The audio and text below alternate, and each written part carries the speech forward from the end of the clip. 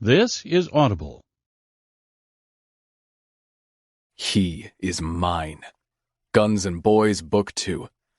Written by K.A. American. Narrated by Nathan Kelly. Chapter 1. Seth. Seth's palms were wet as he reached for his glass of red wine. It was chilly outside, but with his body heat too high and the designer suit Dom got him to buy, sitting in the garden wasn't a bad idea. Lucrezia Bruni, his future wife, was to arrive today, escorted by Santo, the consigliere's son, and her father. If Seth could have his way, he would stop time and never face her. Father was teasing him and wouldn't even show him a picture, thinking it was all a great joke. Not so fucking much. Leave that, muttered Domenico, scooting down next to Seth, the ever-present cigarette dangling from his lips. You don't want to be drunk when you meet them. Seth scowled and pushed the glass away. It's just wine.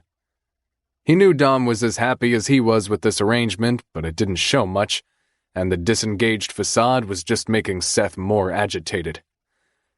Not your first glass, and it's homemade. It'll go straight to your head. Domenico sighed and offered him a cigarette instead. His eyes were barely visible behind the black shades, and it gave him that emotionless, cyborg-like look. This will be such a fucking disaster. Seth groaned, but was happy to take a cigarette. Nothing happens today. It's just formalities. I saw you being comfortable with women. Just act as you always would, advised Domenico, slowly getting to his feet and towering over Seth in his immaculate dark blue suit. I had female friends in the U.S. I just never... You know what I mean. There will be expectations. Seth reached out to Dom with his fingers, sure that he wouldn't be allowed to touch him. And sure enough, Dom didn't move by an inch, standing there like a statue. I know. Just go with the flow, Dom said, eventually stuffing his right hand into his pocket. Why doesn't Vincenzo marry her, huh? He's older. The wine looked all too tempting again, so he lit his cigarette. Domenico shrugged. He's not groomed for your future position, he said flatly, and Seth knew very well what that tone carried, that Seth wasn't good enough to be a future Don, that he would be shit at the job and she would be disappointed, and oh, how funny that was. It would be even funnier if he got killed and she went down with him. Hilarious. Seth sucked in a big breath of smoke, and his body froze when he heard the sound of a vehicle approaching over the driveway at the front of the house. There was no point in complaining. As impossible as it seemed, Domenico straightened even more. They're here, he said, reaching out his hand to help Seth up. His calm was chilling, and it seemed the longer Dom was on the Villani grounds, the more distant he became. Soon enough, whatever it was they had would be just a distant shadow.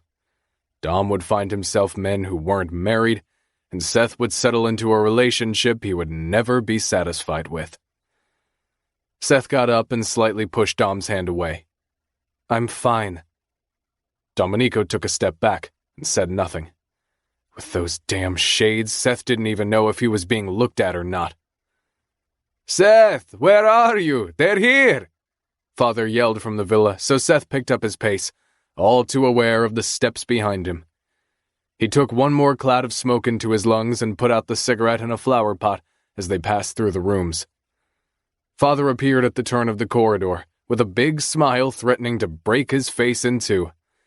It was in such stark contrast with the void in Seth's chest that for a moment he didn't know what to say. Ready to meet the bride? Couldn't wait since you told me, he said, and hoped his lack of enthusiasm could be interpreted as nervousness. You could have at least shared the photo,